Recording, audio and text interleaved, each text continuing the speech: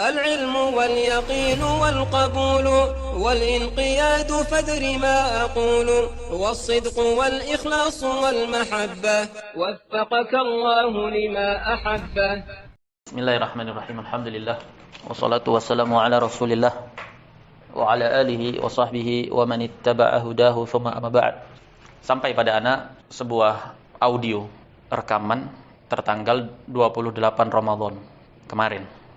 Ada salah seorang mengirimkan audio suara dari seorang da'i, mantan mahasiswa strata 1 Jamiah Islamiyah Madinah, S1 LC, dari Pekanbaru. Tempatnya antum, daerah antum, Pekanbaru. Jadi waspadalah. Namanya Abul Mundir Dul Akmal. Pernah dengar? Punya pondok di sana di Pekanbaru. Nama pondoknya Ta'dhimus Sunnah. Harusnya yang lebih tepat Ta'dhimul Jahl. Karena rajulun ini mengagungkan al-jahl. Bahkan mensifati orang-orang yang berbicara tentang al-udhur bil jahl, dia katakan sebagai takfiri, haddadi. Nah, perkara yang termasuk menggelitik, yang menunjukkan kegagalan paham dari fulan ini, dia membantah dan mencaci maki ana terkhusus dan dakwah ana di tengah-tengah penyampaian dan syarah terhadap hadis, yang hadis itu adalah hujjah atasnya. Dia bawakan hadis dari hadisnya Abu Hurairah radhiyallahu anhu, diriwayatkan oleh Imam Muslim, bahwasanya Rasul sallallahu alaihi wasallam bersabda, badiru bil a'mali fitanan, bersegeralah kalian untuk melakukan amalan-amalan sebelum datang fitnah-fitnah yang bertubi-tubi. Kaqita'il lailil mudlim, di mana fitnah itu seperti potongan-potongan malam yang gelap gulita. Matahari kalau tenggelam kan semakin bertambah waktu semakin gelap, semakin pekat. Terutama di malam-malam yang tidak terdapat padanya bulan. Seiring berjalannya waktu, justru semakin gelap gulita. Maka dipermisalkan di dalam hadis ini, fitanan kaqita'il lailil mudlim, karena gelap gulitanya sampai-sampai seseorang itu tidak bisa mengenali syubhat, mengenali al-haq, mengenali al-batil, karena gelap gulitanya. Efek dampak dari fitnah yang gelap gulita dan bertubi-tubi itu disebutkan dalam hadis, yusbihur rajulu mu'minan wa yumsi kafira. Saking dahsyatnya fitnah, seseorang di pagi hari masih mukmin, datang di waktu sore hari sebelum tenggelamnya matahari, dia sudah murtad. Begitu pula sebaliknya, wa yumsi mu'minan wa yusbihu kafira. Seseorang di sore hari berada dalam keadaan sebagai seorang mukmin, tiba-tiba datang waktu pagi dia sudah menjadi kafir, murtad. Yabi'u dinahu bi'aradin minad dunya. Dia menjual agamanya dengan perbendaharaan dari nilai-nilai keduniawian. Fitnah bisa harta, bisa kedudukan, bisa jabatan, apapun itu bentuknya. Hadis ini menunjukkan kepada kita bahwasanya seseorang itu dapat keluar dari keimanan, berpindah ke lingkaran kekafiran dengan sangat cepatnya, bahkan sampai tidak disadari olehnya. Di dalam hadis ini, Syekh Muhammad bin Shalih Al-Utsaimin menjelaskan dalam syarah Riyadhus Shalihin. Beliau menjelaskan bahwasanya amalan saleh hiya kullu amalin ya'maluhu al-insanu khalisan lillah muwafiqan fihi Rasulullah sallallahu alaihi wasallam. Bersegeralah kalian beramal, maksudnya beramal amalan saleh. Dan amalan soleh itu dapat dikatakan sebagai amalan soleh ketika dia ikhlas, murni, dipersembahkan untuk Allah Subhanahu wa taala. Dan makna ikhlas ma'ruf, maknanya adalah bersih dari kesyirikan. Kemudian beliau menjelaskan, walladzi yusyriku billahi ma'ahu ghairahu la yaqbalullahu amalahu. Dan siapa saja yang mempersekutukan Allah dalam amalan-amalannya, maka Allah tidak akan menerima amalan dia. Ini konsep kesyirikan. Bahwasanya kesyirikan itu membatalkan amalan. Kemudian Syekh Al-Utsaimin rahimahullah menjelaskan wal fitanu minha ma yakunu minasyubuhat wa fitanun takunu minasyahawat. Kan disebutkan dalam hadis, badiru bil a'mali fitanan, segera kalian beramal dengan amalan-amalan sebelum datang fitnah-fitnah yang bertubi-tubi. Fitnah di sini konsepnya seperti apa? Disebutkan oleh Syekh, fitnah di sini terkategorikan kepada dua kategori. Yang pertama fitnah syubuhat, yang kedua fitnah syahwat. Kemudian beliau menjelaskan, fa fitanu syubuhat kullu fitanin mabniyatin 'alal jahli. Naam.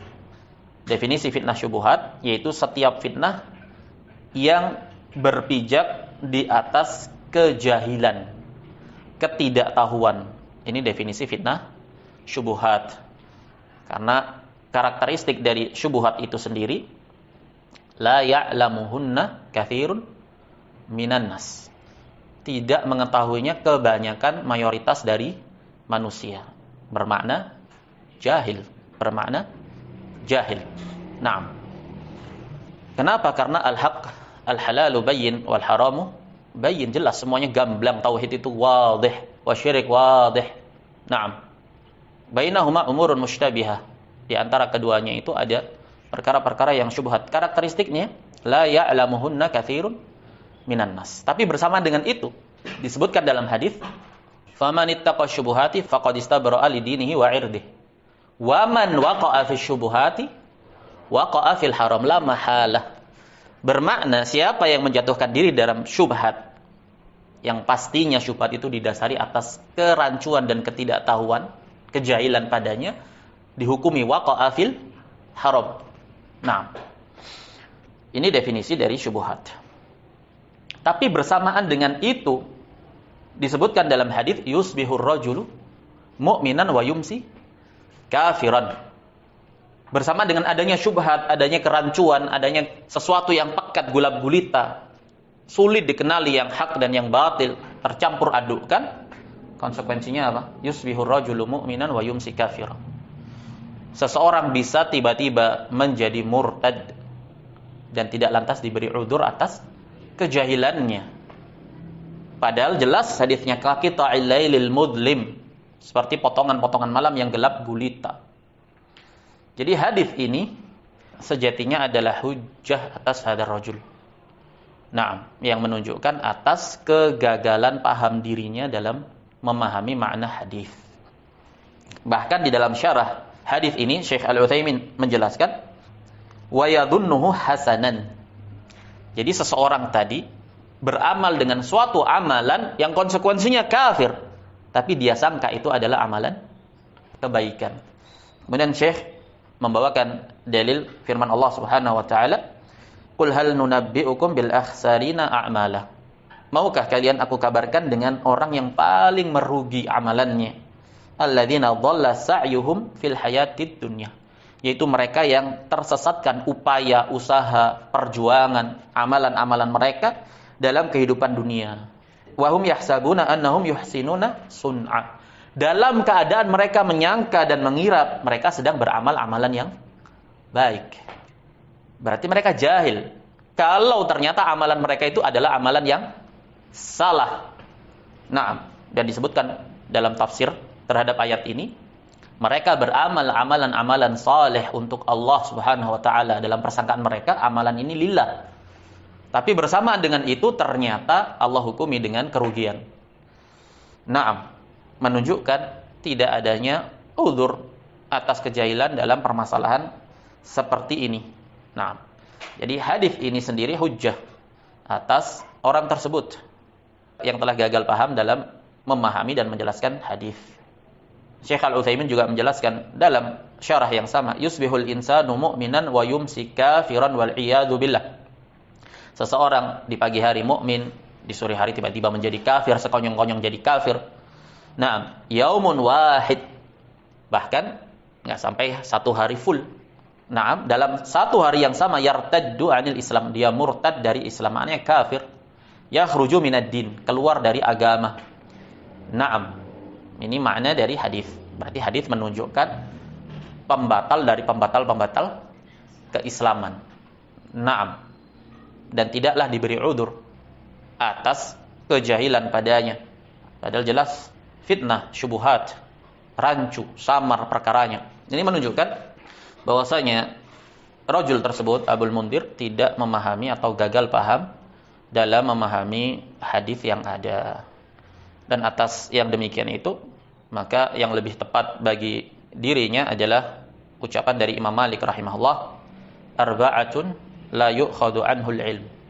Ada 4 jenis kategori yang tidak boleh diambil ilmu darinya. Disebutkan safihun yu'linus safah. Orang safi, urakan, vulgar, brutal. Naam. Safah, caci maki, sumpah serapah. Naam. Termasuk dari kedunguan, kesafahan. Disebutkan oleh Imam Malik, safihun yu'linus safah. Yang pertama, tidak boleh kamu ambil ilmu darinya orang-orang yang safih itu tadi, yang mempertontonkan kesafahannya, kedunguannya. Wa in kana arwan nas, meskipun dia orang yang paling banyak riwayatnya. Karena Imam Malik hidup di masa-masa penulisan riwayat hadis. Nah, jadi jangan kamu ambil riwayat-riwayat hadis, riwayat-riwayat ilmu dari orang yang safih, meskipun dia orang yang paling banyak riwayat hadis, hafalan stok hadis dia itu banyak sekali. Tapi tinggalkan mengambil ilmu dari orang seperti itu. Yang kedua, wa sahibu bid'atin yad'u ila hawa. Pelaku kebid'ahan yang mendakwakan kebid'ahan dia itu, hawa nafsu dia. Jangan kamu ambil darinya. Nah. Yang ketiga, wa man yakdzibu fi haditsin nas. Orang yang telah terbukti pernah berdusta dalam pembicaraannya dengan sesama manusia. Wa in kuntu la attahimuhu fil hadits. Meskipun aku tidak menduduhnya telah berdusta dalam hadis. Karena beda orang dusta dengan sesama dengan dusta atas nama Rasul sallallahu alaihi wasallam, kan resikonya besar. Nah, Imam Malik di sini meletakkan bahwasanya tidak mungkin orang yang masih dalam batasan punya iman kemudian mengada-ngadakan kedustaan atas nama Rasul sallallahu alaihi wasallam. Meskipun dia pendusta besar berkaitan dengan sesama muamalah dengan sesama manusia. Makanya Imam Malik mengatakan yang ketiga yang tidak boleh kamu ambil ilmu darinya orang yang berdusta dalam pembicaraannya dengan sesama manusia meskipun dia tidak berdusta terhadap hadis Rasul sallallahu alaihi wasallam, karena ini tingkatnya sudah ekstrim. Nah, resikonya besar. Yang keempat, wasalihun abidun fadil. Orang soleh dia, agamis, rajin ibadah. Naam. Idza kana la yahfadu ma yuhadditsu bihi. Hanya saja dia enggak paham apa yang dia sampaikan. Naam.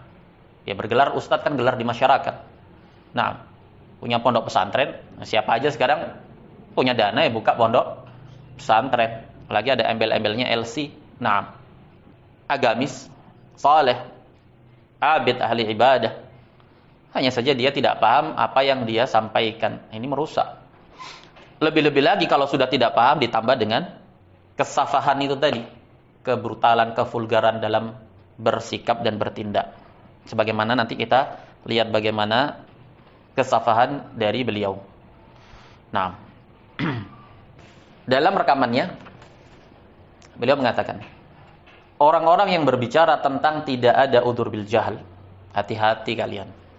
Nah, kalau kalian dapati, kalian dengar para dai berbicara tentang tidak adanya udzur bil jahl, maka itu adalah pemikiran takfir yang ada pada dirinya, itu takfiriyin katanya. Nah, dalam permasalahan udzur bil jahl, maklum sudah dibahas secara tuntas oleh para ulama, dan permasalahan udzur bil jahl ini ada di dalam kitab-kitab fikih ma'ruf. Hanya saja dia termasuk dari satuan permasalahan yang ditunggangi oleh kelompok yang berpemikiran murji'ah. Ma'ruf. Mereka menunggangi permasalahan udzur bil jahl ini dan menggeneralisirnya secara mutlak. Bahwasanya segala sesuatunya itu adalah berlaku udzur bil jahl. Sehingga tidak akan pernah ada kesyirikan dan kekafiran. Kesyirikan dan kekafiran itu adanya hanya di dalam fidzihn, dalam imajinasi, atau di dalam lembaran-lembaran kitab hitam di atas putih. Dalam wujud nyatanya tidak pernah ada di sisi mereka, karena selalu hukumnya adalah ma'dzurun bil jahl. Berkaitan dengan permasalahan udzur bil jahl, tidak perlu kita bahas terlalu panjang lagi, dan hendaknya siapa saja yang ingin memahami permasalahan ini dia rujuk kepada bahasan-bahasan yang telah dijelaskan oleh para ulama, para imam besar di masa ini. Dan bahasan udzur bil jahl telah tuntas dibahas oleh Syekhul Islam Ibnu Taimiyah. Dan telah dijelaskan, didudukkan ucapan-ucapan Syekhul Islam Ibnu Taimiyah oleh para a'immatud da'wah. Mereka jelas jauh lebih paham tentang manhaj dan maksud dari Syekhul Islam Ibnu Taimiyah rahimahullah. Karena Majmu' al-Fatawa sendiri, siapa yang mengumpulkan? Syekh Abdurrahman ibn Qasim, salah seorang dari a'immatud da'wah. Yang menaruh perhatian besar terhadap karya-karya Syekhul Islam Ibnu Taimiyah, dan berjasa besar tersebarnya karya-karya Syekhul Islam Ibnu Taimiyah adalah a'immatud da'wah. Syekh Muhammad bin Abdul Wahhab rahimahullah telah membahasnya dengan tuntas, merincinya. Dan cucunya beliau, Syekh Sulaiman bin Abdullah, yang memiliki karya syarah kitab Tauhid Taisirul Azizil Hamid, dan cucunya beliau lagi Syekh Abdurrahman bin Hasan, orang-orang yang paling paham tentang konsep madrasahnya Syekhul Islam Ibnu Taimiyah dan Syekh Muhammad bin Abdul Wahhab rahimahullah. Ini jika mereka mengaku mencintai dan menerima dakwah Syekhul Islam Muhammad bin Abdul Wahhab rahimahullah. Dan juga Syekh Abdullah Ababatin yang semasa dengan Syekh Abdurrahman bin Hasan, para a'immatud da'wah. Kemudian anak beliau, anak Syekh Abdurrahman bin Hasan, yaitu Syekh Abdul Latif. Orang-orang yang paham terhadap maksud dari kalam-kalamnya Syekhul Islam Ibnu Taimiyah, salah satunya adalah permasalahan udzur bil jahl. Syekh Abdul Latif, kemudian Syekh Abdullah Mufti Najd. Begitu pula Syekh Muhammad bin Ibrahim, Grand Mufti yang pertama. Begitu pula murid-murid beliau, Syekh Abdul Aziz bin Baz, Syekhul Islam di masa ini. Dan madrasah beliau dari kalangan para hay'ah kibarul ulama, Lajnah ad-Daimah, Syekh Saleh Al-Luhaidan, Syekh Saleh Al-Fauzan, Baqiyatus Salaf Saleh, yang beliau digelari oleh para ulama sebagai Baqiyatus Salafis Saleh, sisa-sisa dari wujud Salafus Saleh, Al-Allamah Saleh bin Fauzan Al-Fauzan. Syekh Abdullah Al-Ghudayan, anggota Lajnah ad-Daimah. Ini semua ulama-ulama besar umat yang telah menjelaskan dan membahas dengan rinci tentang permasalahan udzur bil jahl. Maka siapa yang ingin memahami permasalahan ini hendaklah merujuk kepada nasihat-nasihat mereka dan arahan-arahan mereka. Karena permasalahan udzur bil jahl merupakan permasalahan yang ditunggangi oleh mereka-mereka yang berpemikiran Murji'ah. Kemudian dikatakan apabila mereka berbicara tentang kabirah minal kabair, tamat sudah riwayat kalian. Abul Mundhir mengatakan, kalau mereka bicara tentang dosa dari dosa-dosa besar, tamat riwayat kalian. Entahlah, apakah orang ini menganggap syirik akbar itu hanya masuk dalam kategori dosa besar yang di bawah kesyirikan? Ataukah dia menuduhkan tanpa bukti dan burhan bahwasanya kita mengkafirkan pelaku dosa besar? Apabila mereka berbicara tentang kabirah minal kabair, tamat sudah riwayat kalian. Tidak ada udzur bil jahl. Dia campur adukkan permasalahan antara syirik akbar dengan permasalahan dosa besar. Ini kegagalan paham dia atau kezaliman dia yang berusaha mengesankan bahwasanya lawannya itu adalah orang yang mengkafirkan pelaku dosa besar. Dan ini bukan akhlak seorang penuntut ilmu atau seorang yang memegang nilai-nilai ilmiah. Para nabi, para a'immatus salaf memberi udzur bil jahl. Para nabi dan para a'immatus salaf memberi udzur bil jahl. Dia betul. Permasalahan udzur bil jahl itu terdapat padanya rincian. Tidak boleh dimutlakkan sebagaimana pemutlakannya Murji'ah. Dan tidak boleh pula dimutlakkan tidak ada udzur bil jahl sebagaimana pemutlakannya al-Khawarij. Ahli sunnati wal jamaah itu wasat, pertengahan. Salafiyin terbimbing dalam masalah ini. Entah apa yang dimaksudkan dengan salafiyin di sini. Apakah yang dimaksud adalah salafi komunitas tertentu yang menisbatkan diri kepada dakwah salafiyah, ataukah salafiyin di sini adalah orang-orang yang berpegang di atas manhajus salaf. Naam. Meskipun tidak tergabung dengan komunitas-komunitas tertentu yang mendakwakan kepada dakwah salaf. Salafiyin terbimbing dalam masalah ini. Naam, telah dibimbing oleh para imam besar di masa ini. Dan tokoh utamanya yang telah menjelaskan permasalahan ini dengan mendetail adalah Syekhul Islam Ibnu Baz dan Baqiyatus Salafis Saleh, Syekh Shalih bin Fauzan Al-Fauzan. Hendaklah merujuk kepada bimbingan-bimbingan mereka. Kemudian dia mengatakan, dia sebutkan hadis tadi, fitnah yang menjadikan seorang di pagi hari sebagai mukmin dan di sore hari kafir, begitu sebaliknya. Nah, dia sedang menetapkan adanya kemurtadan dan kekafiran karena sebab fitnah syubhat tadi yang gelap gulita seperti potongan-potongan malam, maknanya tidak diketahui yang benar dan yang salah, rancu, ada kejahilan padanya. Nah, tapi karena dia nggak paham tentang hadis ini sehingga gagal dalam memahaminya. Kemudian dia mengatakan salafi abal-abal. Tahu abal-abal? Dikenal di Riau bahasa abal-abal itu. Kaleng-kaleng namanya. Kawi. Salafi kaleng-kaleng. Berarti dia yang salafi tulen kan? Sejati. Kemudian dia menukil salah satu status ana di WA. Ana pernah buat status. Mungkin status ini di screenshot terus dikirim ke Panglima kan. Mereka kan jaringan terstruktur, komunitas. Dikirimlah ke ketua sukunya, naam. Abu Usama berdiri sendiri, tidak butuh pada ulama, katanya dia. Lah ini kan penilaian antum sepihak gitu loh, nggak adil, nggak sportif, nggak insaf. Menuduh tiba-tiba tidak butuh pada ulama. Bagaimana tidak butuh pada ulama sementara kita baca kitab-kitabnya para ulama? Kita ajarkan, kita belajar dari kitab-kitabnya para ulama. Jadi apa yang dimaksudkan dengan ulama di sini itu apa? Apakah ulama yang dimaksudkan itu adalah tokoh-tokoh tertentu yang memiliki keterikatan dengan dirinya saja? Berarti yang lain bukan ulama. Melazimkan kamu harus berafiliasi, bergabung dengan kami sehingga kamu terbimbing dengan bimbingan ulama. Berarti kan dia membatasi ulama hanya dia dan jaringannya. Nah, kita disejajarkan dengan roja. Nah, ini yang buat dia apa? Murka. Kita disejajarkan dengan roja, begitu katanya. Kok bisa? Bagaimana dia menyimpulkan, melazimkan tulisan Anda di status itu mensejajarkan dia dengan roja? Padahal Anda tidak mengatakan mensejajarkan dengan roja. Di dalam tulisan status tersebut Anda tuliskan Abu Usamah bukan pengikut Dzulqarnain dan jaringannya. Ustaz Dzulqarnain di Makassar kan salah seorang tokoh dai juga yang kibar lah, masyhur di Indonesia ini. Dan otomatis karena tokoh pasti punya jaringan pengikut, komunitas yang besar. Nah, Abu Usama bukan pengikut Dzul Akmal dan jaringannya.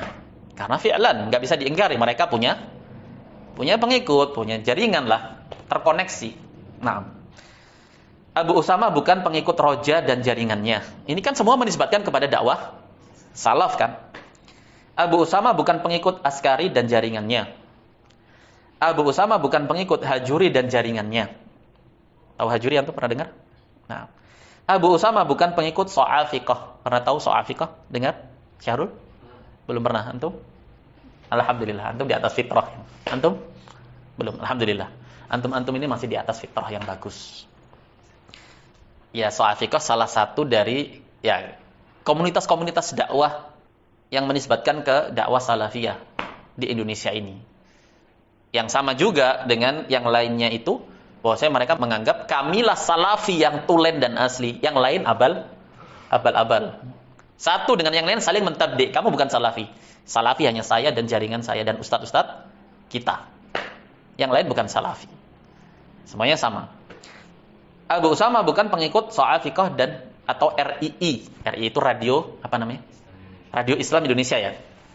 Saingannya Roja lah. Nah, Abu Usama bukan pengikut Luqman. Tahu, pernah dengar Luqman Ba Abdu? Pernah dengar? Enggak pernah dengar. Alhamdulillah. Antum pernah dengar? Nah. Kemudian anak katakan Abu Usama itu adalah pengikut Rasulullah dan para sahabatnya. Betul tidak? Kalau orang jujur, mencintai sunnah dan manhaj salaf, kenapa sensitif kalau ada orang mengatakan, saya pengikut Rasulullah dan sahabatnya? Kok marah kamu? Tersinggung berat. Ada tendensi apa? Masa Anda harus mengatakan saya pengikut Dhul Akmal dan Akmaliyun dan jaringannya? Masa harus begitu? Kalau saya mengatakan saya pengikut jaringan komunitas Dhul Akmal, yang sana mengatakan kamu bukan salafi abal-abal kamu. Kalau Anda menggabungkan diri ke komunitas Roja, kamu salafi abal-abal yang lain. Kan bingung kita. Lah terus kita salafinya yang mana ini sekarang di Indonesia ini? Jujur saja. Konsekuensi dari semua komunitas yang ada mengatakan bahwa kamilah yang salafi, kami prototipe miniatur salafi yang sejati. Yang lain abal. Loh ini kan sepihak namanya. Barometernya itu gimana mengukurnya itu? Nah, Abu Usama adalah pengikut Rasulullah dan para sahabatnya. Dan selalu merujuk kepada bimbingan ulama kibar ahlu sunnah di setiap zaman. Merujuk kepada ulama kibar ahli sunnati di setiap zaman.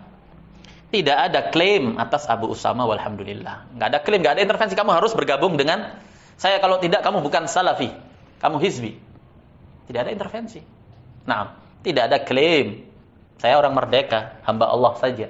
Nah, siapa saja yang berpegang di atas manhaj salaf, maka dia saudara, kita berta'awun, kita bersinergi dalam dakwah bersamanya. Nah, walaupun tidak tergabung dengan komunitas dan afiliasi fulan atau fulan. Yang seperti ini sama dengan ketika orang mengatakan lastu syafi'iyan wala hambaliyan wala malikiyan, ya kan? Wala hanafiyan. Bal ana Muhammadi salafi. Kenapa kamu tersinggung? Naam. Jadi dia tersinggung. Kok kamu samakan kami dengan Roja, dengan So'afikoh? Karena harusnya kamu tidak sebutkan saya dan jaringan saya, karena saya adalah salafi sejati. Sementara semua yang kamu sebutkan ini salafi abal-abal. Ketika kamu sebutkan nama saya dan jaringan saya dalam list yang telah berlalu itu, berarti kamu menyamakan saya dengan abal-abal dan kaleng-kaleng ini tadi. Nah, ini orang udah tua loh. Umurnya berapa kira-kira? Ya, hampir 50 atau lebih lah. Harusnya kan rusuh, rasikh, aqil. Naam. Tidak brutal seperti ini, harusnya hudu, mengayomi yang muda. Naam. Ya, tersinggung berat dia. Dikatakan kita disamakan dengan Roja dan So'afikoh. Ini menandakan tolol, bin pandir, bin bongak. Apa bongak? Hah? Bahasa apa itu? Minang. Kasar atau enggak dia? Kasar ya? Lebih halusnya dikit apa? Yang lebih halus dikit dari bongak? Bodoh. Hah? Antum orang Pekanbaru? Bongak bohong. Ini bilang bodoh, ini bilang bohong. Al-muhim kalau kita lihat dari penggunaan sinonim dia, ya maknanya bodoh. Kita disamakan dengan Roja dan So'afikoh, berarti maknanya Roja dan So'afikoh itu kan di sisi dia bukan salafi, mubtadi', ya kan? Berarti dia yang salafi. Ini menandakan tolol, bin pandir, bin bongak, bin bahlul, bin dungu. Masya Allah, tabarakallah. Hah? Meletup-letup, emosinya itu meletup-letup gitu loh. Entah tendensi apa. Nah, ditahan-tahan sekian lama nggak ada pemicu apa, mau bantai anak ini. Oh, ini masalah udzur bil jahal, sudah dibantainya. Itu tadi ibarah dia. Masya Allah dia. Tolol, bin pandir, bin bongak, bin bahlul, bin dungu. La haula wala quwwata illa billah. Syekhul Islam Ibn Taimiyah dalam Majmu' Al-Fatawa di jilid yang keempat halaman 186, beliau mengatakan, asyatimah wal waqi'ah wa tahajjum inda niqash hilatul ajiz wa bida'atul muflis. Caci maki, celaan ketika berdiskusi itu adalah trik dari orang yang lemah. Wa bida'ah al-muflis. Naam, bida'atul muflis, dan juga modal dari orang-orang yang enggak bermodal. Orang yang bangkrut, tidak punya modal. Kemudian Syekhul Islam mengatakan, fa inna radda bi mujarradi syatmi wat tahwili la ya'jizu anhu ahadun. Karena sesungguhnya membantah hanya dengan sekedar caci maki, sumpah serapah, naam, ini enggak ada seorang pun yang tidak mampu. Kalau cuma modal garang, modal keras-kerasan vokal, nah kan mereka begitu, lantang, mubtadi', dhal, selantang mungkin. Itulah di sisi mereka manhaj itu. Mungkin dikira mereka kalau sudah begitu orang akan terkesima, nah, seperti auman singa. Nah, padahal dia auman kucing. Nah, wal insanu law annahu yunadhiru al-musyrikina wa ahlal kitabi lakin alaihi an yadhkura min al-hujjati ma yubayyinu bihi al-haqq alladhi ma'ahu wal batil alladhi ma'ahum. Jadi seseorang itu kalau seandainya dia mau mendebat bahkan orang-orang musyrik dan ahli kitab sekalipun, hendaklah dia menyebutkan hujjah, bukti-bukti yang ilmiah, na'am, yang dengan itu al-haq bisa menjadi jelas dan kebatilan dapat terbongkar. Allah telah firmankan wala tujadilu ahlal kitabi illa billati hiya ahsanu. Na'am. Didebat dengan cara yang baik dulu, bukan sumpah serapahnya dulu yang ditampilkan. Olol bin Pandir bin Bonga bin Bahlul bin Dungu ini tadi. Tidak bisa membedakan mana yang so'afiqah, mana yang salafiyin. Gitu. Jadi kenapa anak dapat gelar 5 pangkat 5 ini tadi? Nah, dia katakan anak tidak bisa membedakan yang so'afiqah dan yang salafiyin. Dia nggak terima intinya. Saya ini sejati. Kenapa kamu sama-samakan dengan yang abal-abal dan kaleng-kaleng? So'afiqah itu adalah gelaran yang muncul di masa 6 tahunan belakangan ini, yang asal usulnya mereka berada dalam satu jaringan komunitas yang sama. Grupnya Abul Mundir dan So'afiqah ini. Sebelum 6 tahun yang lalu, kita mundur flashback 8 tahun yang lalu lah, belum ada istilah So'afiqah mencuat. Siapa mereka? Ya mereka orang-orang yang sama. Kemudian ketika berpecah, muncul istilah So'afiqah. Nah, sempalannya diistilahkan dengan musafiqah. Ini gelaran istilah-istilah. So'afiqah dan musafiqah. Abul Mundir dan jaringannya ini, na'am, masuk dalam himpunan yang diistilahkan sebagai musafiqah. Lawannya so'afiqah. Asal usulnya kalau kita flashback 8 tahun yang lalu, ini semua nggak ada dan mereka adalah satu. So'afiqah segerombolan syekh-syekh muda ada di Madinah sana. Mereka mengobarkan fitnah, celaan, caci maki kepada para ahli ilmu. Nah, kemudian muncullah di sana seorang syekh, namanya Syekh Muhammad bin Hadi Al-Madkhali di Madinah. Pernah dengar? Beliau tampil membantah dan memperingatkan orang-orang dari sekelompok syekh-syekh muda dan jaringannya ini tadi sebagai so'afiqah. Jelas. Sementara syekh-syekh muda yang dibantah tadi, di balik mereka, di belakang mereka, didukung oleh 3 ulama kibar versi mereka sendiri.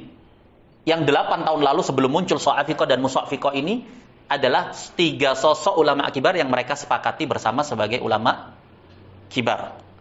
Syekh Rabi' bin Hadi Al-Madkhali, Syekh Ubaid Al-Jabiri, dan Syekh Abdullah Al-Bukhari. 3 ini. Dan Syekh Muhammad bin Hadi.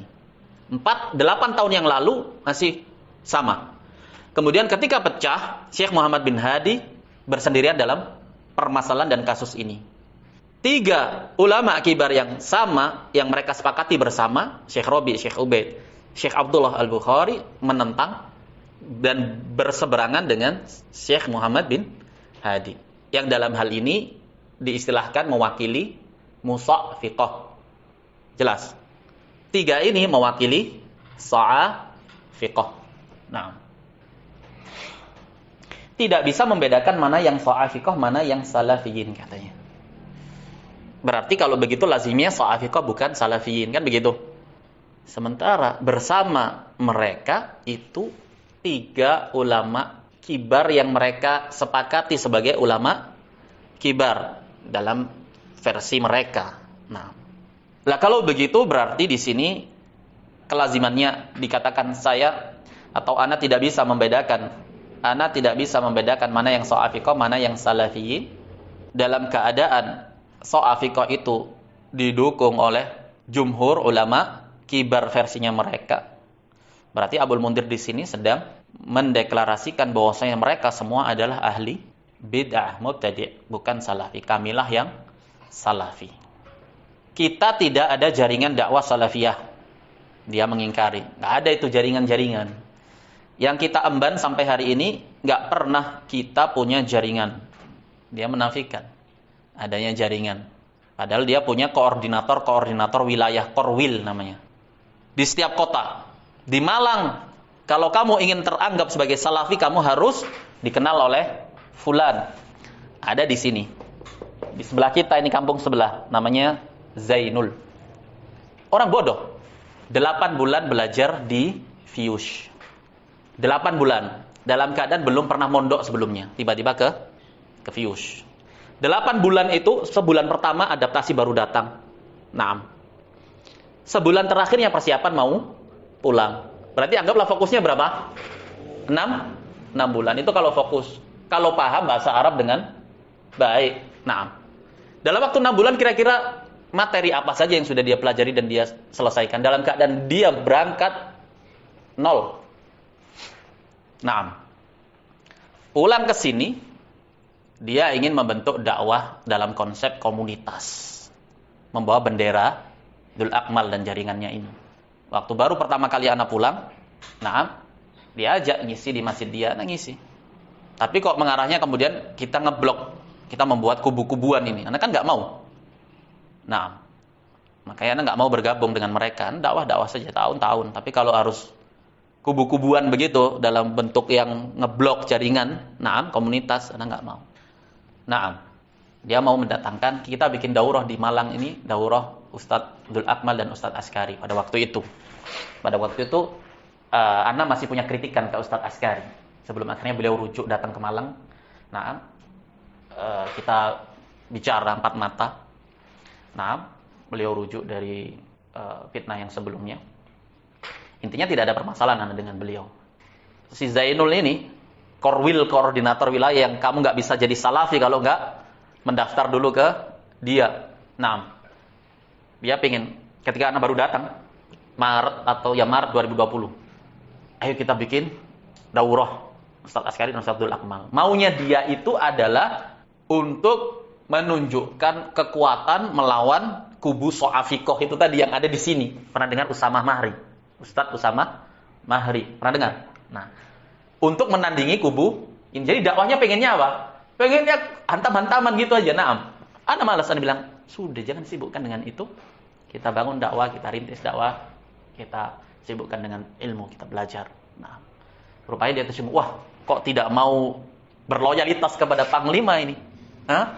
Tiba-tiba hilang jadwal anak di masjid itu, dicoret tanpa la salam wala kalam, tiba-tiba menghilang. Khair, dan anak kan sudah tahu. Nah, anak kan merasa, oh begini. Khair, datanglah COVID, lockdown. Nah, ya masing-masing sibuk lah sudah. Intinya kemudian ada rajul jahid. Anak sempat bertemu dengan Dzul Akmal di tahun 2022. Pertemuan pertama kali itu. Dan baru tahu orang ini yang selama ini terkenal dengan kebrutalannya di kalangan para dai. Nah, oh ini orangnya. Pertama kali ketemu, mana Zainul? Mana Zainul? Tahu anak dari Malang. Yang dari Malang harus melalui si Zainul, harus dikenal oleh Zainul. Nah, kenapa? Karena Zainul merujuk ke sana. Nah, intinya menjadikan dia sebagai rujukan. Nah, itu. Kesimpulannya di sini bahwa saya pengingkaran dari Dzul Akmal yang mengatakan tidak ada jaringan pada kita ini dusta. Nah, praktek kenyataannya ya ada jaringannya. Nah, ada mereka membentuk koordinator wilayah. Keabsahan salafiyah antum, nah harus merujuk ke link-link dia yang ada di kota itu. Antum di mana? Bukit Tinggi atau di Riau atau di mana antum? Daerah mana kota antum sana? Riau namanya. Nama kotanya itu loh. Apa? Teluk Kuantan. Anggaplah Teluk Kuantan. Kalau antum nggak kenal sosok yang ngeling ke dia, berarti antum bukan salafi, antum hizbi. Naam. Atau abal-abal, kaleng-kaleng tadi. Kenapa? Karena nggak dikenal sama koordinator wilayah kota setempat. Ini loh hizbiyah ya ikhwah. Konsep-konsep hizbiyah ini tadi. Naam. Kita tidak ada jaringan dakwah salafiyah yang kita emban sampai hari ini. Nggak pernah kita punya jaringan. Selalu kita menyampaikan kitab-kitab salaf. Kita tidak ada mengajak orang kepada kita. Kita mengajak orang kepada Allah, bukan kepada jaringan dan kelompok tertentu.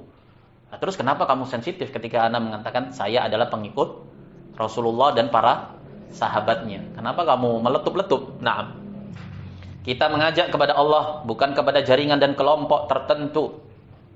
So'afiko pun juga mengajak kepada Allah dan Rasulnya, tidak mengajak kepada jaringan tertentu kalau begitu. Kelompok yang lain pun begitu, Hajuri, Roja, akan begitu semuanya. Naam. Kita tidak ada jaringan, tidak ada komando, dusta. Naam. Kalau tidak ada jaringan dan tidak ada komando itu dusta. Pada prakteknya ada komando, iya nggak? Nah, karena Muhammad Syaddad ini kan orang komunitas dia, jadi paham lah. Kalau antum-antum kan masih fitrahnya masih terjaga. Nah, kemudian dia mengatakan Dajjal Jember. Siapa Dajjal Jember? Luqman Ba'abdu. Dan Dajjal Cirebon. Siapa Dajjal Cirebon? Ustaz Muhammad As-Sewet. Katanya dia Dajjal Jember dan Dajjal Cirebon. Dan anak digelari dia Dajjal Malang. Mubalaghah ya akhi safa. Tapi Dajjal, nah kamu bermusuhan atau kamu kurang cocok dengan orang. Tapi antum menggunakan lafaz Dajjal. Dajjal itu fa'al, sighah mubalaghah.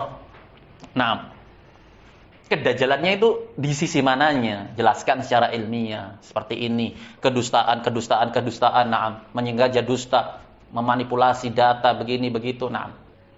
Kelicikan. Tapi kan orang ini lempar aja asal apa kalau bahasa sana ada? Orang asal jeplak aja dia. Na'am, asal jeplak dia. Kita berlepas diri dari mereka, kita tidak ada jaringan dan komando. Nah, ini dusta pada kenyataannya. Naam, mereka berjaringan. Baik. Dia tolol, ditololkan lagi ya. Nah, ulama kibar mana yang ente kenal? Katanya dia. Ulama kibar mana yang ente kenal? Dia katakan itu kepada anak. Tunjukkan kepada saya satu ulama kibar yang kenal sama ente. Kenal betul. Bukan ente kenal sama dia. Kalau ente kenal sama dia mungkin. Sebagaimana kita kenal presiden kita Jokowi.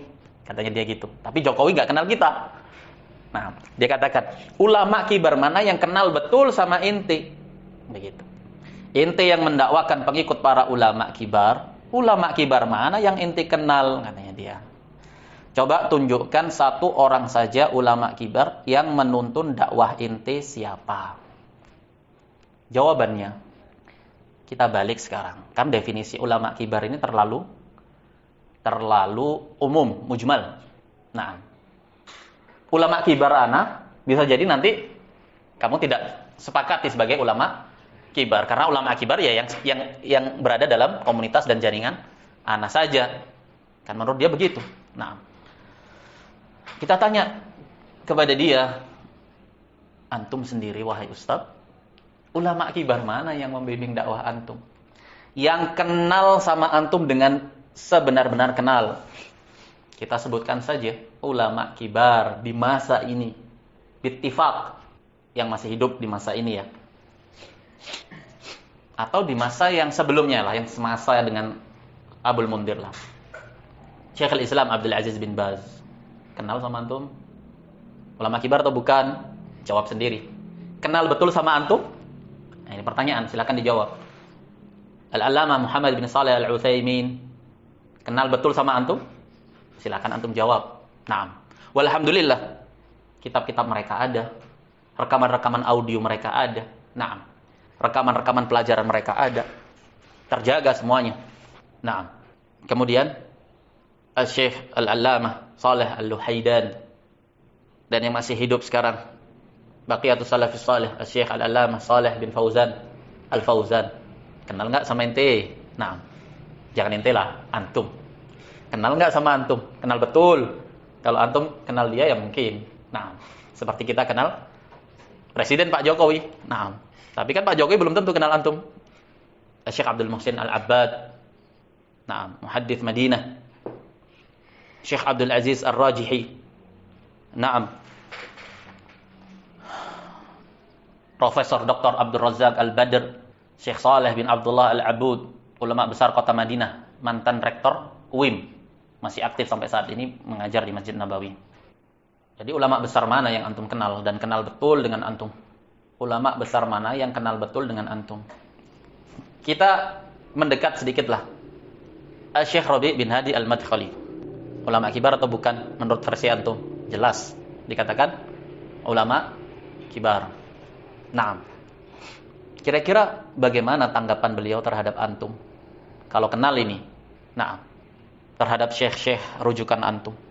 Sementara beliau dengan jelas mentahdir Syekh Muhammad bin Hadi dengan disebutkan bahwasanya Abdurrahman Abdul Khaliq wala usyra mi'syar fitnah Muhammad bin Hadi yansyurul fitan wal masyakil.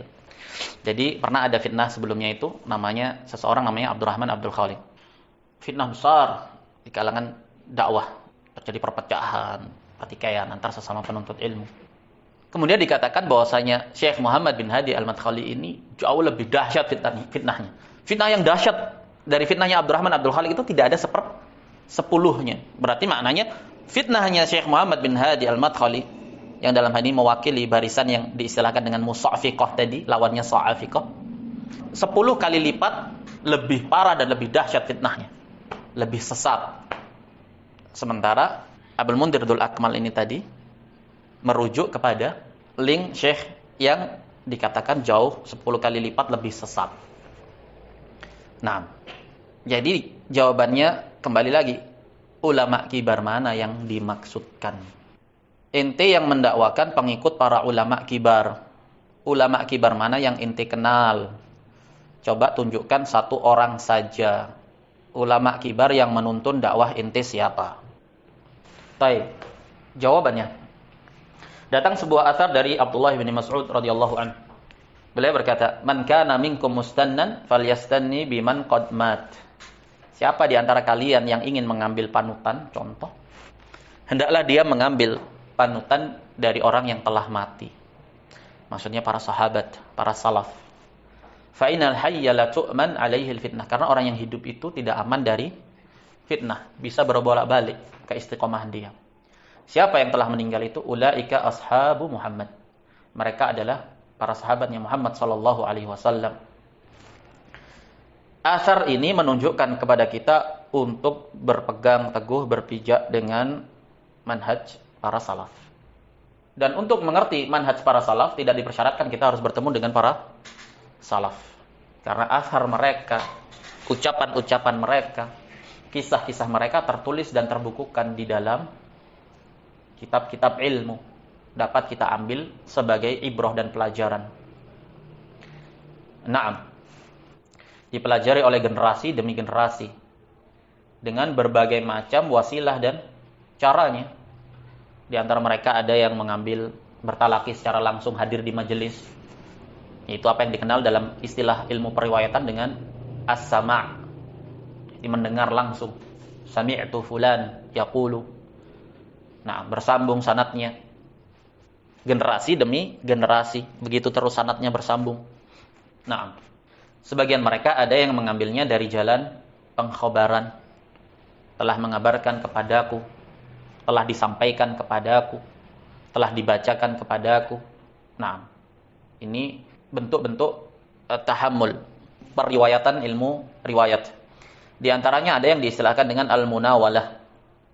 Al-munawalah itu pemberian sebuah kitab atau sebuah karya.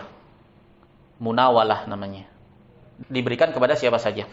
Ada yang bersifat ijazah. Kalau ijazah itu diberikan sebuah karya sekaligus diberikan izin bahwasanya saya telah mengizinkan fulan untuk meriwayatkan riwayat ini dari saya. Ini namanya munawalah ma'al ijazah. Ada yang sifatnya munawalah. Munawalah itu adalah pemberian secara umum. Meskipun tidak disertai padanya saya telah mengizinkan fulan untuk membaca karya saya, mengambil faedah dari karya saya. Dan metode seperti inilah yang dipakai dan diterapkan oleh kebanyakan dari ulama di masa ini. Bagaimana para ulama di masa ini bisa sampai kepada ilmunya Syekhul Islam Ibnu Taimiyah dari karya-karya beliau yang telah tertulis, termaktubkan. Naam. Dalil-dalil dari Al-Qur'an dan dari As-Sunnah dan dari ijma' para salaf termaktubkan. Generasi belakangan meskipun tidak bertemu dengan mereka, dia bisa mengambil ilmu darinya. pelajaran-pelajaran, rekaman-rekaman para ulama besar yang diposting secara umum, dapat dikonsumsi oleh publik. Maknanya apa? Pemberian izin untuk seseorang mengambil faidah darinya. Kitab-kitab dicetak, diedarkan. Maknanya adalah bisa untuk kita mengambil faedah ilmu darinya. Alhamdulillah, wasilah-wasilah itu mudah. Dan ilmu salaf telah diringkas dan disimpulkan, dijelaskan di masa-masa belakangan ini mutaakhirin oleh Syekhul Islam Ibnu Taimiyah dan Ibnu Qayyim rahimahullah. Alhamdulillah karya mereka ada, tercetak, tersebar, mudah untuk kita dapatkan. Dan mayoritas dari ulama yang datang setelah mereka, yang lahir setelah keduanya, Syekhul Islam dan Ibnu Qayyim ini pasti tidak bisa lepas dari kitab-kitab Syekhul Islam Ibnu Taimiyah dan Ibnu Qayyim. Dan termasuk yang menaruh perhatian besar dan terpengaruh dengan karya-karya Syekhul Islam Ibnu Taimiyah dan Ibnu Qayyim adalah Al-Mujaddid Al-Imam Muhammad bin Abdul Wahhab rahimahullah dan madrasah beliau, anak cucu beliau, murid-murid beliau. Generasi demi generasi. Itu yang dikenal dengan para a'immatud da'wah al-islahiyah. Termasuk dari ulama-ulama kibar di masa ini seperti Ibnu Baz, Al-Fauzan, mengambil ilmu dari mereka. Secara talaqi, secara turun-temurun, baik itu dengan metode sama, muttasil bersambung sanadnya, ataupun dari jalur munawalah. Jadi di sini menunjukkan bahwa saya ucapan yang dimaukan oleh Abul Mundir, tunjukkan satu orang saja ulama kibar yang menuntun dakwah inti siapa. Ulama kibar di sini ambigu, mujmal. Karena Sha'afiqah sendiri bersama mereka ijma' para ulama kibar menurut versi yang kalian sepakati sebelumnya, Syekh Rabi, Syekh Ubaid, dan Syekh Abdullah Al-Bukhari. Kalau berpegang dengan definisi ini, maka Abul Mundir Abdul Akmal tidak bersama ulama kibar kalau begitu. Bahkan konsekuensinya dia bukan salafi, mubtadi'. Karena telah disebutkan oleh Syekh Rabi sendiri, siapa yang bersama di barisan Syekh Muhammad bin Hadi Al-Madkhali, maka dia keluar dari salafi. Sementara Abul Mundir mengatakan, kami adalah salafi. Jangan kalian samakan kami dengan Sha'afiqah. Jadi barometernya bagaimana ini sekarang? Bagaimana cara kalian beragama itu? Maka kita tanyakan kepada dia, ulama kibar mana yang menuntun dakwah inti? Kita balik ucapannya. Membimbing dan konsul sama dia. Dikatakan, siapa yang menuntun dakwah Abu Usama itu? Membimbing dia, konsul sama dia. Bukan konsul sama dia, dia yang harusnya konsul sama ulama lah. Siapa? Satu saja, tidak usah banyak. Katanya dia begitu. Lah, antum sendiri siapa? Pertanyaannya begitu. Satu saja, tidak usah banyak. Kemudian kalau ada satu ulama kibar membimbing dakwah inti, tidak mungkin inti menjadi takfiriyin haddadiyin. Orang yang tidak memberi udzur bil jahl. Kalau ada satu ulama kibar yang membimbing dakwah inti, maka inti tidak mungkin menjadi takfiriyin haddadiyin. Siapa mereka? Orang-orang yang tidak memberi udzur bil jahl. Berarti dia tuduh bahwasanya kita ini takfiriyun atau haddadiyun. Dajjal dari Malang katanya. Thayyib. Telah berlalu bahasan berkaitan dengan udzur bil jahl, bahwasanya bahasan ini telah tuntas, mendetail, dibimbing, dijelaskan oleh Ibnu Baz dan Shalih Al-Fauzan hafizahullah. Mereka lah ulama kibar yang membimbing dakwah ana. Karya-karya tulis mereka tertulis.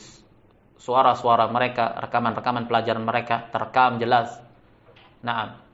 Bisa untuk diraih, didengar, dipelajari, diambil faidah padanya. Mereka lah yang membimbing dakwah ana. Dan juga murid-murid mereka dari kalangan para masyayikh yang di luar jaringan circle atau komunitas antum. Karena kalau ana sebutkan juga, antum tidak akan anggap dia sebagai ulama, karena ulama dalam versi antum hanya yang bersama antum. Ini kan konsep komunitas sepihak namanya. Tapi di sini disebutkan takfiri dan haddadi.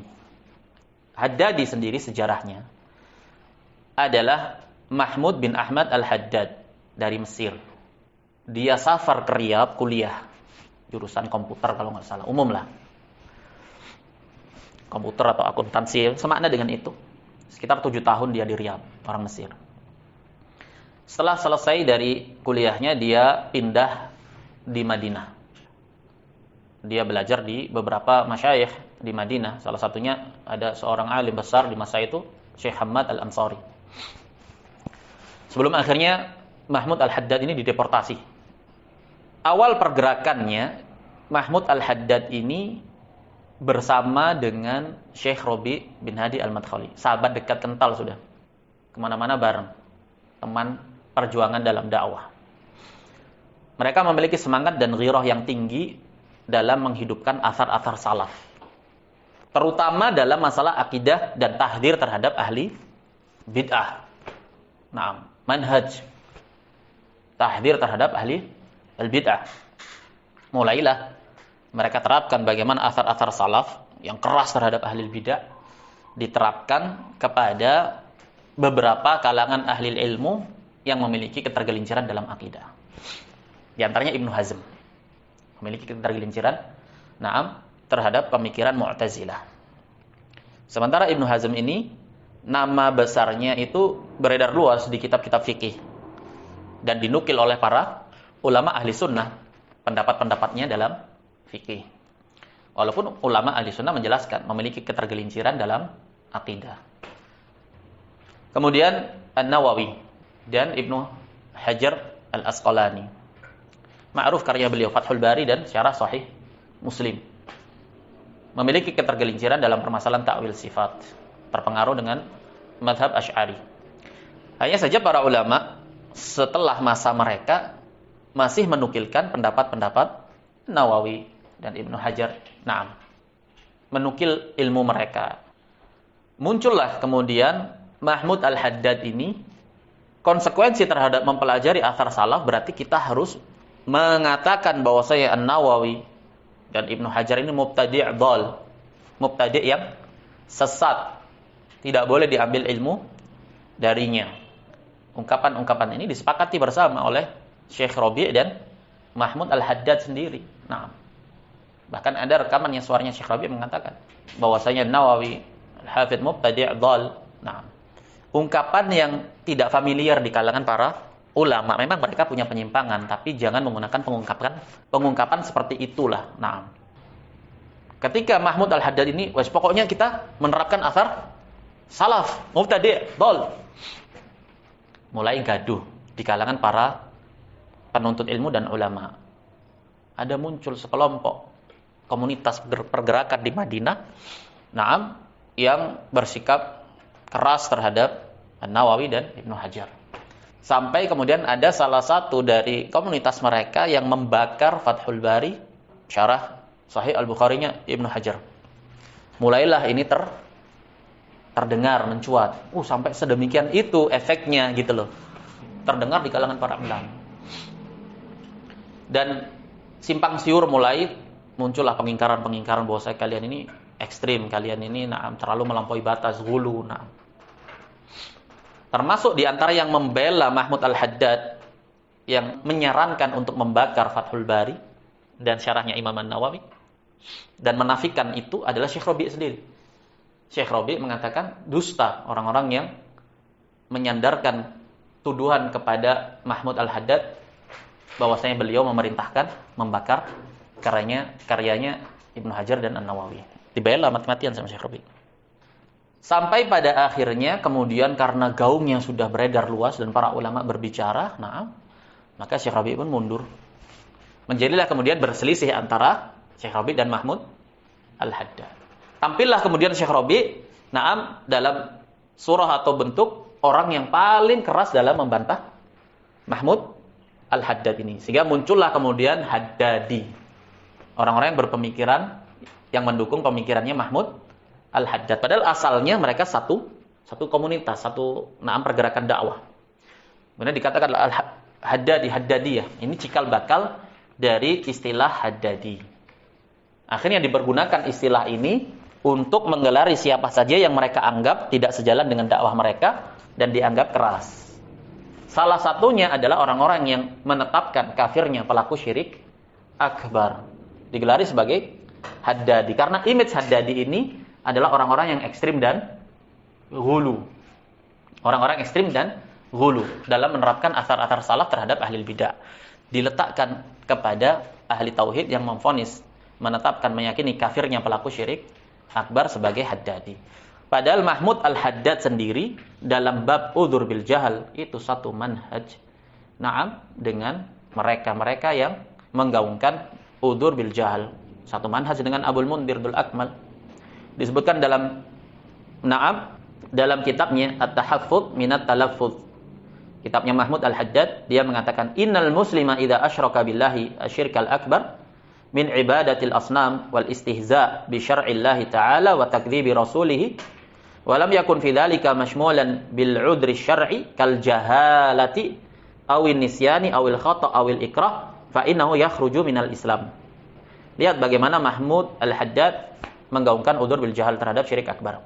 Dia katakan, sesungguhnya muslim itu kalau berbuat kesyirikan kepada Allah dengan kesyirikan akbar, seperti beribadah kepada berhala, berolok-olok terhadap syariat Allah, mendustakan Rasul, dan dia tidak memiliki udzur syar'i atas perbuatan yang demikian seperti kejahilan, lupa, keliru, keterpaksaan, maka dia keluar dari Islam. Maknanya berarti kalau dia punya udzur syar'i seperti jahalah, kejahilan, maka dia tidak keluar dari Islam meskipun menyembah berhala, berolok-olok terhadap agama, mendustakan Rasul. Sementara dalam Nawaqidul Islam di akhir Syekh Muhammad bin Abdul Wahhab mengatakan wala farqa fi jami'i hadhihi nawaqidi bainal hazil wal jad wal khaif illal mukrah. Dikecualikan padanya orang yang terpaksa saja. Selain daripada itu tidak dikecualikan ketika melakukan pembatal-pembatal keislaman. Jadi Mahmud al-Haddad yang nisbah Haddadiyah itu dinisbatkan kepadanya dalam permasalahan udzur bil jahal itu semanhaj dengan Abul Mundhir Dzul Akmal. Jadi siapa yang berhak untuk digelari dengan Haddadi kalau begitu? Kemudian dia samakan usul Khawarij yang mengkafirkan pelaku dosa besar dengan usul ahli sunnati wal jamaah yang mengkafirkan pelaku kesyirikan akbar. Sementara kadar qadrun musytarak, kadar berserikatnya dalam sesuatu tidak melazimkan kesamaan. Contohnya misalkan ahli sunnah wal jamaah mengkafirkan pelaku syirik akbar. Al-Khawarij mengkafirkan pelaku dosa besar. Juga mengkafirkan pelaku syirik akbar. Kesamaan ahli sunnah wal jamaah dengan Al-Khawarij dalam mengkafirkan pelaku syirik akbar tidak melazimkan bahwasanya ahli sunnah sama dengan Al-Khawarij. Begitu sebaliknya, tidak melazimkan Al-Khawarij sama dengan ahli sunnah. Qadrul musytarak la yastalzim ishtirak kulli. Kemudian permasalahan takfir ini istilah syar'i, tidak boleh dianggap sebagai suatu yang momok hanya karena Khawarij berbicara tentangnya dengan batil. Kalau Khawarij berbicara tentang permasalahan takfir secara batil, tidak kemudian masalah takfir ini menjadi masalah yang mutlak batil, harus dirinci. Karena Al-Qur'an sendiri berisi tentang takfir kepada orang-orang musyrik, kepada pelaku kesyirikan. Allah katakan laqad kafara alladziina qalu innallaha huwal masiihu ibnu maryam. Sungguh telah kafir orang-orang yang mengatakan Allah adalah Al-Masih.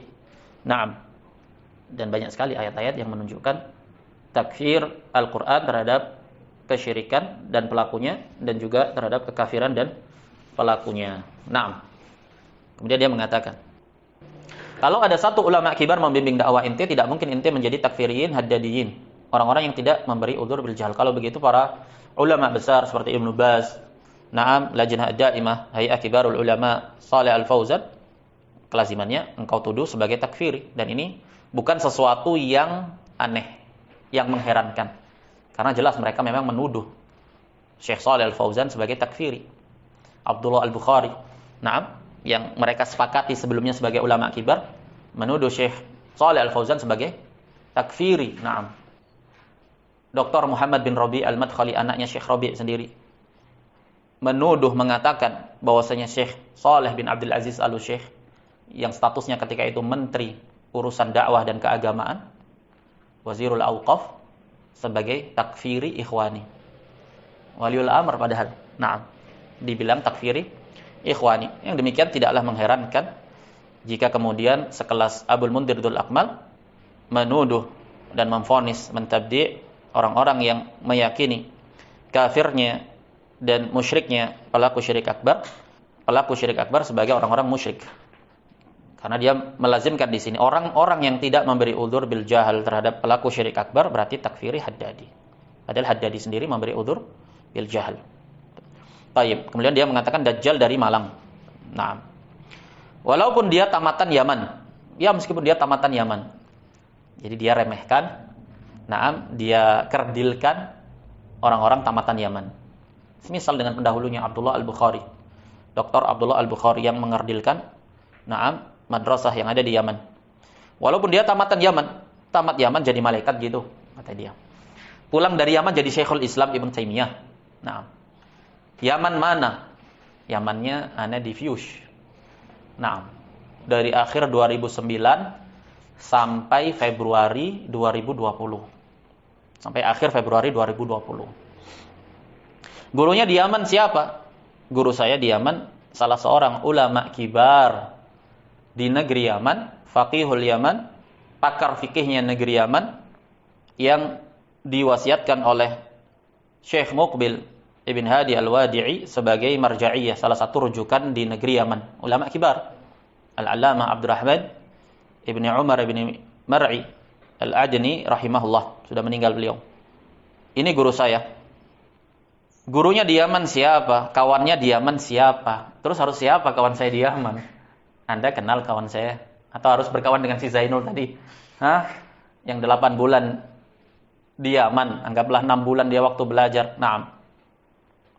Harus berkawan dengan dia baru dianggap salafi. Ini menunjukkan mereka ini berkomunitas. Siapa yang berloyal berafiliasi diangkat-angkat, dielulukan sebagai koordinator wilayah. Padahal dia jahil. Kawannya di Yaman siapa? Setelah pulang di Indonesia dengan siapa dia berjalan? Ya dengan siapa? Harus dengan antum. Dengan siapa dia berjalan? Kalau Anda berjalan dengan Sahafiqah yang didukung oleh 3 ulama kibar bil ijma' versi kalian, apakah saya bersama ulama kibar? Apakah antum ridhoi? Jelas tidak. Kalau saya bersama Roja, yang Roja juga memiliki ulama-ulama kibarnya, apakah antum ridhoi? Al-Hajuri juga memiliki versi ulama kibarnya Hajuriyun di sini. Ya kalau gitu mending saya nggak jalan sama siapa-siapa. Jalan sama antum pun akan dibilang musafiqah nanti jadinya. Kawannya di Yaman siapa? Setelah pulang di Indonesia dengan siapa dia berjalan? Mungkin harusnya di Malang ini ya. Anda harus berjalan dengan korwilnya tadi, ketua korwilnya tadi, si Zainul tadi. Kemudian ulama di dunia siapa yang mendukung dia? Ya, Anda balik juga. Ulama di dunia siapa yang mendukung antum? Membimbing dia. Siapa ulama di dunia yang membimbing antum? Tidak ada. Maksudnya tidak ada yang bersama ana. Alhamdulillah. Ana senantiasa berkoordinasi, berkoneksi, berhubungan, tanya terhadap permasalahan-permasalahan yang rumit. Kepada para masyayikh yang juga murid-muridnya ulama kibar, murid-murid Syekh Al-Fauzan, murid-murid Syekh Abdul Aziz Ar-Rajihi. Murid-murid ulama kibar. Kemudian dia mengatakan, dia mengumumkan diri sebagai Syekhul Islam di Indonesia. Ya salam. Dia tuduhkan Anda mengumumkan diri sebagai Syekhul Islam di Indonesia. Ada kadzab. Na'udzubillah min dzalik. Rahimallah imra'an arafa qadra nafsi. Semoga Allah merahmati seseorang yang tahu kadar dirinya. Siapa? Yang berani mendeklarasikan sebagai Syekhul Islam di Indonesia. Ya Allah. Ya kadang ini Dajjal ini. Jadi Anda mendeklarasikan diri sebagai Syekhul Islam Ibnu Taimiyah, jelas Dajjal, Kalau Anda mendeklarasikan diri sebagai Syekhul Islam di Indonesia.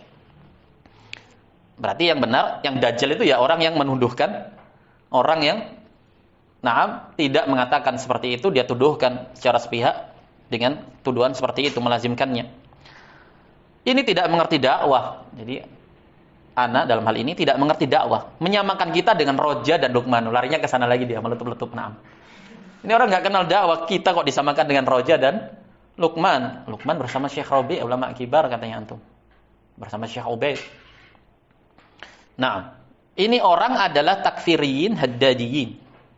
Ini orang takfiri, termasuk orang-orang takfiriyun. Tayyib. Atahaddakum, ana tantang antum sekarang, jika antum adalah orang yang sportif dan ilmiah. Kaset-kaset ana terekam, durus-durus ana terekam. Tunjukkan satu saja dari orang muslim secara ta'yin personal yang telah ana kafirkan. Silakan dicari di channel Telegram, itu kan banyak itu rekaman durus. Nah, siapa yang sudah pernah ana vonis kafir secara personal? Fulan kafir. Nah, sehingga ana bisa dikatakan takfiriyun. Nah, Haddadi. Haddadi ini definisinya bagaimana Haddadi ini? Karena antum yang lebih berhak untuk digelari dengan gelaran Haddadi. Karena Haddadi memberikan udzur bil jahal terhadap pelaku syirik akbar, sementara tidak ada udzur bil jahal terhadap syirik akbar. Yang mudah, jangan mudah kita menerima orang yang tidak jelas. Dikiranya anak mau daftar gitu ke jaringan mereka. Nah, merengek-rengek untuk menggabungkan diri ke mereka. Jadi dia mewasiatkan kepada jaringannya, jangan kita mudah menerima orang-orang yang tidak jelas. Terus bagaimana untuk menjadi jelas? Tiba-tiba bergabung kepada kita, tiba-tiba masuk kepada kita. Siapa yang tiba-tiba masuk? Nah, bahkan mereka, ada salah satu ustadz jaringan mereka, Ustadz Abdus Salam namanya, di Batam. Beberapa kali datang, setiap Idul Fitri gitu, ada momen datang ke ana. Nah, silaturahmilah, bertemu. Beberapa kali untuk mengajak ana ta'awun dakwah dalam tanda kutip ya. Kan mereka anggap ta'awun dakwah itu harus berafiliasi ke mereka. Nah, bergabung, ayo masuk ke grup-grup asatidah, diajak. Ana bilang, ana sibuk dengan mengajar, terlalu banyak grup channel. Nah, menghindarlah secara halus. Jadi ana tidak pernah merengek-rengek atau ingin menggabungkan diri ke komunitas yang ada. Apalagi dikomandoi, dikepalai oleh seorang Abdul Mundir Dhul Akmal tadi. Nah, jelas mencederai kredibilitas dan muru'ah ana. Nah, menggabungkan diri bertahun dengan sosok semisal Abdul Mundir Dhul Akmal ini mencederai muru'ah seorang dai. Nah, bahkan Dr. Abdullah Al-Bukhari yang ketika itu dia anggap sebagai ulama kibar telah mentahdzir dari Abdul Mundir Dhul Akmal ini. Dikatakan hadzal rajul la yasluh lid-da'wah. Dikatakan oleh Abdullah Al-Bukhari. Ini orang enggak layak untuk dakwah. La adab wala akhlak. Tidak punya adab, tidak punya akhlak, brutal, safah itu tadi. Katanya Syekh Abdullah Al-Bukhari, rajulun sayyi, rajulun jelek. Kadzdzab katanya. Dinukil oleh Luqman wa Abdul. Nah, ya meskipun mereka adalah lawan yang saling berselisih, tapi kabar-kabar seperti ini, ya kita jadikan aja sebagai penguat saja bagaimana penilaian rekan-rekan dakwah dari Abdul Mundir dahulu kepadanya. Dan itu juga terbukti dengan ya apa yang ada tadi, bodoh bin pandir bin dungu bin bonga tadi, bin tolol. Ya, lafaz-lafaz seperti ini lafaz-lafaz orang terminal ma'ruf, diketahui oleh orang-orang lama, dan para duatnya. Maka ya mengherankan orang-orang yang mau untuk berta'awun dakwah dengan orang-orang semacam ini, justru mencederai muru'ah yang ada. Kemudian kesimpulannya ya, dia mengatakan Syekhul Islam dia bantai, dia kritisi. Na'udzubillah. Ada buhtanun adzim. Katanya ana membantai Syekhul Islam Ibnu Taimiyah. Ada dusta. Kadzab. Datangkan kitab-kitab, rekaman-rekaman ana ada. Jadi membantah itu secara ilmiah, di rekaman ini, detik ke ini, potongan suaranya ada, ini buktinya, begitu. Adapun sekedar caci maki, tuduhan-tuduhan tak berdasar ini, ya semua bisa.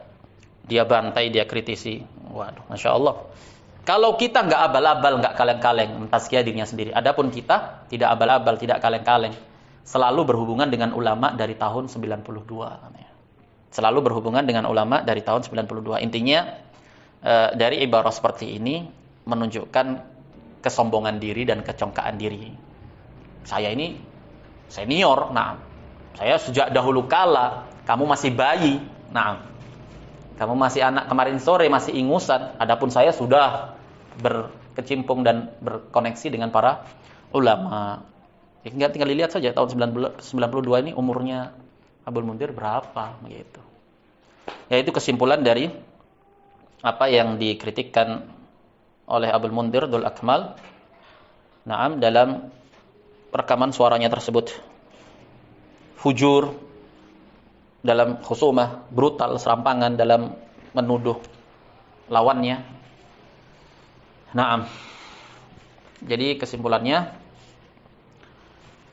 manhaj ahli sunnah wal jamaah itu wadih, jelas. Naam. Terutama dalam permasalahan seperti ini, udzur bil jahal, termasuk permasalahan fitnah kontemporer yang telah tuntas dan selesai dibahas di kalangan para ulama, dan nasihat ana untuk merujuk kepada apa yang telah dijelaskan oleh para ulama kibar, terkhusus dari kalangan a'immatud da'wah dan masyayikh dakwah. Ada kutipan sedikit, satu ungkapan untuk mengungkapkan tentang Abul Mundhir ini, yaitu apa yang dikatakan oleh Syekh Muhammad ibn Abdul Wahhab ketika membantah salah seorang yang bernama Sulaiman ibn Suhaim. Beliau mengatakan, amal mas'alatu tsalitsah, beliau sebutkan ini di Ad-Durar As-Saniyah jilid 10 halaman 39 sampai 40. Beliau mengatakan, Syekh Muhammad bin Abdul Wahhab, permasalahan yang ketiga, wahia min akbari talbisika alladhi tulabbisu bihi 'alal awam. Sulaiman bin Suhaim ini menggaungkan propaganda Muhammad bin Abdul Wahhab takfiri, Muhammad bin Abdul Wahhab begini dan begitu kepada orang-orang awam. Anna ahlal ilmi qalu la yajuzu takfirul muslimi bidzambi. Dia gaungkan, para ulama itu tidak membolehkan untuk mengkafirkan orang muslim disebabkan dosa. Wa hadza haqq, kata Syekh Muhammad bin Abdul Wahhab. Ya, na'am, benar. Tidak boleh mengkafirkan seorang muslim karena sebab dosa besar yang masih di bawah kesyirikan. Walakin laisa hadza ma nahnu fihi. Tapi bukan seperti itu kami. Kami tidak pernah mengkafirkan seorang muslim yang terjatuh dalam dosa besar. Wa dzalika annal khawarij yukaffiruna man zana aw saraq aw safaka dam. Bal kullu kabiratin idza fa'alaha al-muslim kafar. Adapun orang-orang khawarij, mereka mengkafirkan pelaku zina, pencuri, orang yang membunuh. Bahkan semua dosa besar apabila dilakukan oleh seorang muslim maka dia kafir. Ini mazhabnya siapa? Al-Khawarij. Wa amma ahlus sunnati fa madhhabuhum annal muslima la yakfuru illa bisyirki. Adapun ahli sunnah, maka mazhab mereka adalah bahwasanya seorang muslim itu tidak kafir kecuali dengan kesyirikan. Berarti ini mazhab ahli sunnah, mengkafirkan pelaku syirik akbar. Wa nahnu ma kafarna at-tawaghit wa atba'ahum illa bisyirki. Kemudian Syekh Muhammad bin Abdul Wahhab menyatakan, dan kami tidak mengkafirkan para taghut dan pengikut taghut kecuali dengan kesyirikan. Berarti menunjukkan Syekh Muhammad bin Abdul Wahhab mazhabnya mengkafirkan para taghut dan pengikutnya atas kesyirikan yang mereka lakukan. Kemudian di akhir, wa anta rajulun min ajhalin nas. Sementara engkau ini adalah orang yang paling bodoh. Kalau Anda tambahkan ke Abul Mundhir tadi, ajhal min himari ahli.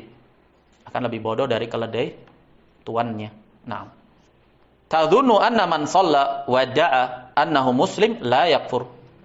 Kamu kira bahwa saya orang yang salat dan mendeklarasikan diri bahwa dia muslim lantas tidak bisa kafir? Nah, maknanya dia memandang cukup kalau orang sudah salat dan sudah menyatakan diri sebagai penganut Islam, maka kekafiran dan kesyirikan apapun tidak bisa membatalkan keislaman. Maka dikatakan wa anta rajulun min ajhalin nas. Dan itu juga yang ana katakan kepada akhuna Abul Mundhir ini. Naam, baik. Subhanakallahumma wa bihamdika asyhadu an la ilaha illa anta astaghfiruka wa atubu ilaik.